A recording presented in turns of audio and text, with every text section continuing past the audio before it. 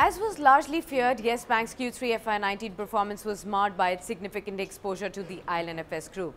Let's do a three-point analysis of the fine print of the Q3 earnings and what's the outlook going forward on Yes Bank. 1. What are the highlights of Yes Bank's Q3 earnings? The growth in net interest income was a healthy 41%, aided by advances growth of over 42% and stability in the interest margin at 3.3%. Non-interest earnings dropped mostly due to treasury loss and lower corporate fees. Now, while operating expenses grew in line with expectations, the lower non-interest earnings led to a spike in the cost-to-income ratio to 44%. Pre-provisioning profit stayed flat at about 1900 crore rupees. Now, deposit growth was also a healthy 29.7%, although the CASA share fell marginally. 2. What was the impact of high exposure to IL&FS? The bank has funded exposure of 2500 crores and non-funded exposure of 88 crores to the IL&FS group.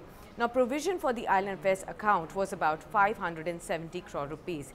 Now, there was a significant deterioration in the asset quality as well, thanks to a large slippage on account of IL&FS. Of the total slippage of over 2200 crores, close to 1900 crores was on account of IL&FS. Consequently, the ratio of gross NPA rose sequentially to 2.1% from 1.6%. Net NPA also rose from 0.84% to 1.18%, resulting in a decline in provision cover to 44%. Now, total stressed exposure of the bank, including NPA and restructured assets, stood at 1.96% of the assets, of which close to 0.59% was contributed by IL&FS. About 76% of the exposure has actually slipped to NPA in this quarter, where the bank carries about 25% provision. 3. What's the way forward?